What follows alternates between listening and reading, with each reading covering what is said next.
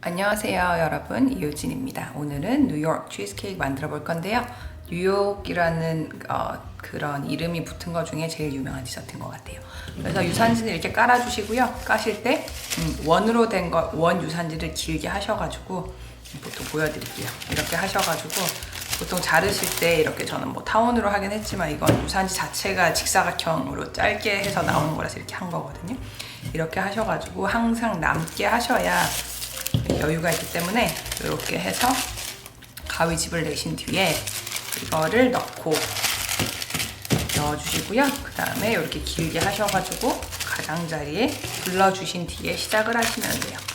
이렇게 해서 옆에 두시고 이렇게 조금 겹치도록 해야 누락되는 부분이 없으니까 유산지는 여유롭게 써주시면 좋겠습니다.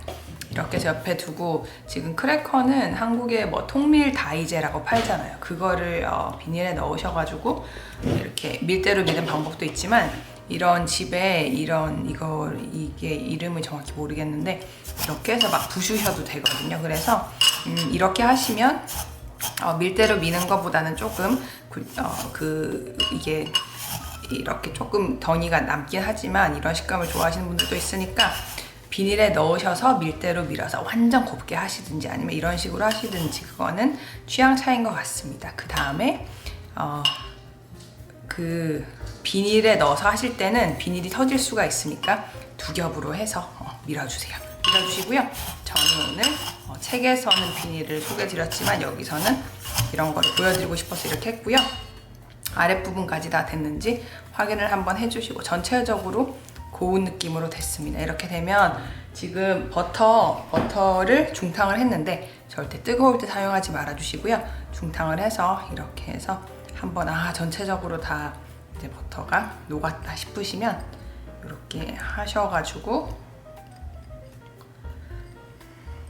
이렇게 해서 전체적으로 섞어서 어느 분이 그렇게 물으시더라고요. 왜 이거를 시판 제품 사용하세요 하는데, 저희가 이런 밑에 바닥을 만들 때 이렇게 크게 쿠키를 만들기가 버겁잖아요. 버거울 뿐더러 그 정도의 사이즈가 크면 쿠키를 구워서 나와가지고 다 옮기는 과정에서 막 부서지고 이렇게 할 거예요. 그래서 시판 통밀 제품, 이런 미국에는 그램스 쿠키라고 해서 한국의 다이제 같은 게 이런 데 자주 쓰이는데 그냥 거친 느낌이 더 좋으니까, 거친 느낌이 있어야 이런 바삭바삭한 느낌도 살고 이러지, 너무 막 쿠키 자체가 묵직하고 이러다면 이런 매력을 못 느끼겠죠. 그래서 위에 치즈케이크 밀가루도 조금밖에 안 들어가고 워낙에 덴스하다 보니까 아랫부분은 좀 거친 이런 느낌으로 그렇게 한다고 생각을 해주시면 좋겠습니다. 시판 이런 제품을 사용하는 게 책에서 별로 없지만 이거는 어디나 파는 그냥 통밀 크래커, 왜 이런 색깔이 진하고 부슬부슬한 그런 느낌 있잖아요. 그런 느낌으로 사용해 주시면 되고요. 브랜드는 크게 상관이 없습니다. 전체적으로 버터하고 이게 크래커 이제 빻은 게 다 됐다고 생각을 하시면 전체적으로 골고루 돼야 여기 들어가도 괜찮으니까요. 아랫부분 이렇게 해서 이제 다 된 것 같아요. 그러면 여기에다가 담아주시고,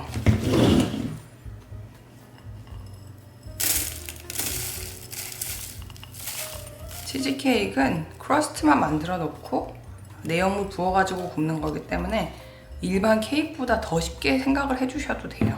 왜냐면 이렇게 해서 혹시 이런 게 있으면 이렇게 마지막까지 다 긁어주시고요. 한국에도 치즈케이크 되게 인기를 계속 얻었던 것 같아요. 저희 뭐 2000년대 중반, 초중반에 왜 그때 처음으로 고구마 치즈케이크 나왔을 때 얼마나 다들 열광하셨는지 기억이 나곤 합니다. 이렇게 하셔서 이렇게 해서 지금 이 상태로는 구울 수가 없으니까 어느 정도 이렇게 하셔가지고 이렇게 책에 있는 저런 용기를 사용하셔도 되지만 혹시 뭐 위생 같은 거 신경 쓰이시는 분들은 랩을 살짝 까셔가지고 컵이나 손으로 이렇게 눌러주시면 되는데요. 이렇게 해서 컵으로 하는 게 좋은 이유는 이게 케이크 틀이 원형이니까 이렇게 해서 원형일 때 원으로 이렇게 하면 모서리까지 다 되잖아요. 이런 식으로 하셔가지고 이렇게 최대한 내가 생각하기에 납작하게 한다고 생각을 해주시면 되고, 전체적으로 지금 이걸 해서 냉장을 하는 이유가 그래야 버터가 굳으니까 냉장을 하는 거거든요. 그래서 최대한 내가 할 수 있는 한에서 납작하고 그 다음에 편편하게 일정하게 한다고 생각을 해주시면 될 것 같습니다. 전체적으로 다 이제 꾹꾹꾹 눌러서 됐다고 싶으시면 사람 손으로는 조금 한계가 있을 수가 있어요. 납작한 정도가. 그래서 그럴 때는 이런 컵 같은 거를 누르셔가지고 꼭꼭꼭꼭 해주시면 되는데, 컵은 깨끗이 씻으셨다면 지금 손이야 이렇게 닫기가 조금 그렇지만 컵으로 누르실 때는 자꾸 랩이 들어붙으니까 그냥 이대로 이렇게 하셔서 납작하게 해주시면 되겠습니다.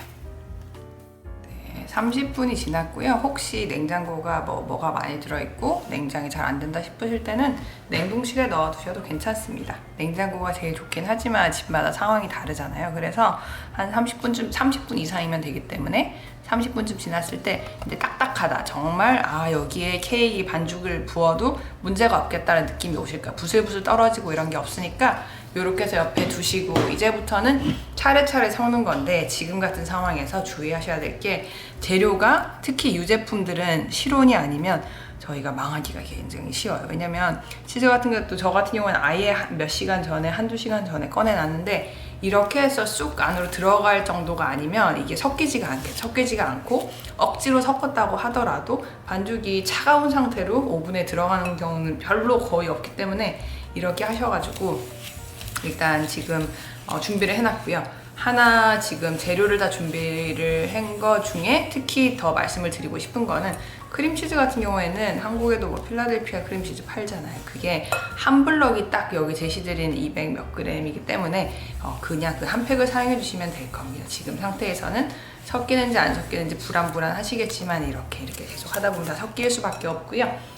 사워 크림에 대해서 말씀을 드릴 텐데, 미국에서는 생크림 판매를 하고 있고 실제로 베이킹에서 그 풍미가 있기 때문에 굉장히 자주 쓰입니다. 하지만 한국에서는 아직 막 대놓고 판매를 하지 않으니까 만드는 방법을 소개를 드렸고, 레몬즙, 우유, 그 다음에 생크림을 섞어가지고 며칠 정도, 길게는 한 며칠, 2, 3일 정도 두셔도 돼요. 이렇게 두시면 이렇게 변하기 때문에 레몬즙의 산성분이 되는 거죠. 그래서 이런 데는 레몬즙이 이런 어느 정도 질감을 바꾸는 데 역할을 하기 때문에 가능하면 생레몬을 쓰시는 게 좋습니다. 이렇게 해서 옆에 두시고, 제가 써놓을 때 사워크림 중 240g이라고 말씀을 드렸는데, 이런 응고되는 정도에 따라서 처음에 생크림, 우유, 레몬즙 섞었을 때랑 그 분량이 차이가 날 때가 있거든요. 혹시 240g보다 조금 많을 수가 있으니까 꼭 한 번 더 240g을 재셔가지고 넣어주실 거를 부탁을 드리고요. 중력분은 당연히 채를 쳐놨고, 그 다음에 계란도 풀어놨고, 다 실온입니다. 우유도 실온이고요. 이제부터는 그냥 하나씩 섞으면서 이제 차례차례 해주시면 되는데, 차례차례 해주실 때 아주 중요한 점이 뭐냐면, 그 전에 들어간 애가 완전히 준비가 된 상태에서 다 함께 들어가야지, 지금 같은 상태에서도 거품기가 이렇게 있는데 이 상태에서 거품기를 아무리 해봤자 안에 있는 걸 빼주지 않으면 섞이는데 한계가 있어요. 그래서 거품기로 저어주시면서 한번, 스패츌라가 쓸모가 많은 게 이렇게 가장자리를 한번 훑어주시고, 이렇게 해서 대략적으로 됐죠. 이제 거품기를 하셔가지고, 저희가 바라는 거는 설탕하고 크림치즈가 완전히 한 몸이 돼서, 지금 설탕이 이렇게 막 돌아다니고 있잖아요, 볼에서. 그게 없도록 하는 게 저희의 목표고요. 이제 금방 될 거예요. 금방 될 거고, 이런 거 하시기 위해서라도 여기에 수건, 그 다음에 탄탄한 유리볼은 꼭 필요합니다. 이렇게 해서 해주시고, 지금 상태에서 속에 있는 거 꺼내주시면서 그 반죽 상태 전체적으로 어우러지도록 하겠습니다.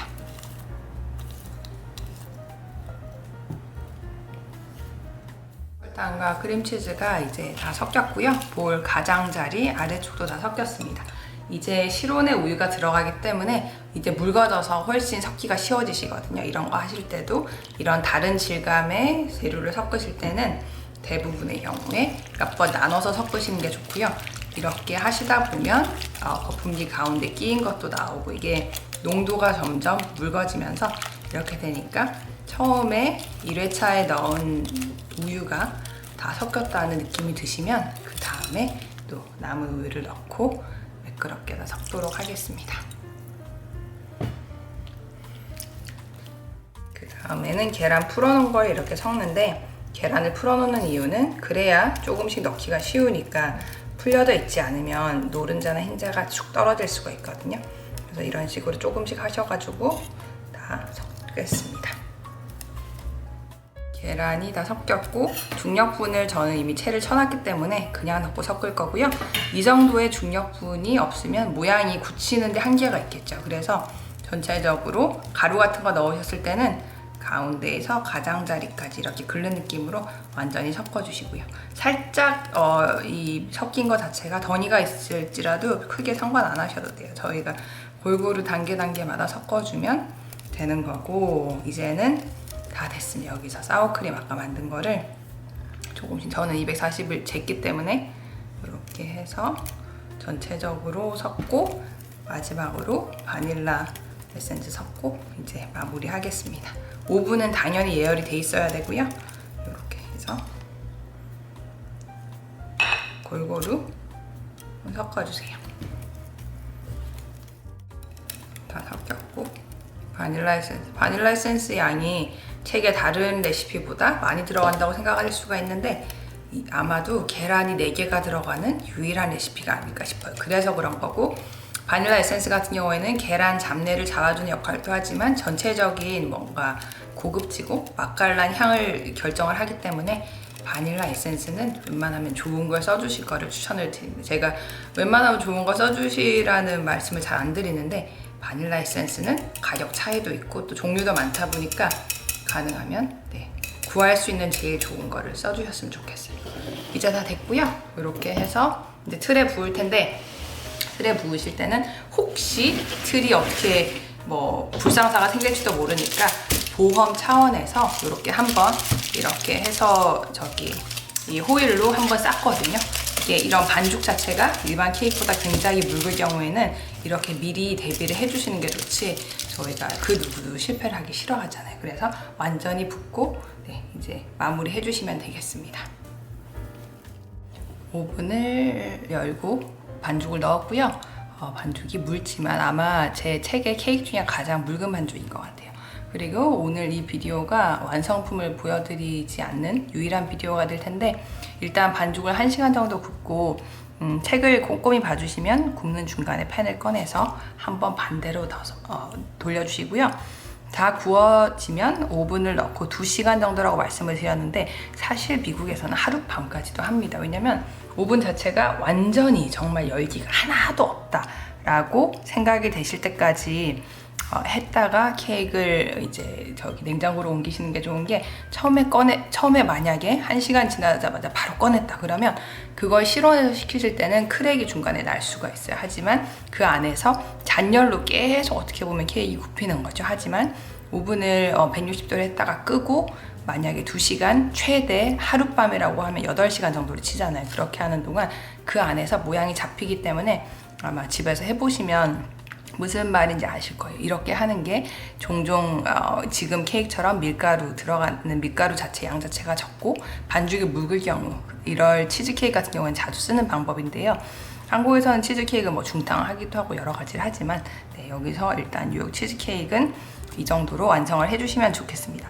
블루베리 소스는 여기 소개를 드린 이유가, 미국에서 여기 사진하고 제가 공개를 드렸지만 이 케이크도 설탕이 200g이기 때문에 굉장히 까지는 아니지만 단 맛이 있잖아요. 단 치즈 맛이 있는데, 거기에 미국에서 완전 하듯이 잼 자체에도 진한 그런 단맛을 써버리면 진짜 머리가 띵할 만큼 다실 거예요. 그래서 제가 여기서 소개해드린 거는 그나마 블루베리의 그 자체의 색감이나 그런 자연의 단맛을 소개를 드린 거니까 해주시고, 이거는 어렵지가 않는 게 설탕이 소량이 들어갔어요. 제가 할 수 있는 그냥 이 소스가 될 정도만 설탕을 넣기 때문에, 블루베리가 200g인데 설탕이 한 숟갈이니까 정말 최소한의 양이죠. 여기에다가 전분하고 레몬즙으로 맛을 낸 거라서 위에 소스 자체는 하나도 단맛이 없고, 케이크 자체 모양이 좀 그냥 시금털털 하잖아요. 그냥 아무 모양이 이런 식으로 없다 보니까 그런 식으로 그 매력을 주고 또 여기 그 뭐죠? 허브 같은 걸 얹어서 신선한 느낌을 준다고 생각을 해주시면 좋겠습니다.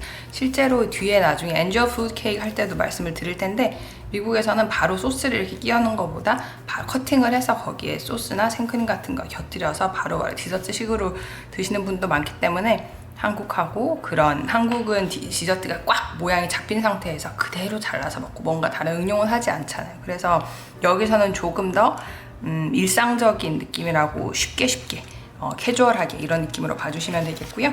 네, 여기까지 오늘 해봤어요. 그래서 제가 여기에 뭐 치즈케이크의 기원이나 그 다음에 뭐 시카고 치즈케이크하고 이 차이를 두고 이런 거를 기술을 해놨으니까 재밌게 봐주셨으면 좋겠고요. 네, 이렇습니다. 이 책 전체의 유일한 치즈케이크이고 미국 베이킹을 말하는데 치즈케이크를 빼먹고는 말하기가 조금 무리가 있는 것 같아서 넣어봤으니까 재밌게 맛있게 만들어 보셨으면 좋겠습니다. 그러면 네, 오늘 여기까지 할 거고요. 이제 여기 보시는 것처럼 레시피가 4개밖에 안 남았어요. 저도 시간이 한정이 딱 있었기 때문에 하루에 한두 개씩 하면서 계속 이렇게까지 달려왔는데 봐주시는 분들도 네, 그런 뭔가 역동감 이런 걸 느끼면서 해주셨으면 좋겠고 하셔보시고 만약에 뭐 궁금하거나 안 되거나 하시면 댓글을 주시면 제가 최대한 아는 선에서 그거를 답변을 드릴 거고요. 혹시 이런 블루베리 말고도 냉동을 사용하셔도 되고요. 블루베리가 이런 생물을 구할 수 있는 기간이 한정이 있잖아요. 그 다음에 냉동에 뭐 믹스베리도 있고 뭐 여러 가지 요새 오히려 그런 건 한국이 더 잘 나오고 그러니까 재밌게 해보셨으면 좋겠습니다. 제가 말이 길어졌네요. 그러면 여기까지 할게요. This is everything I wanted to tell you about my New York cheesecake. I really hope you liked the video and then see you in the next one. Happy baking everyone. Bye bye. Thanks for watching.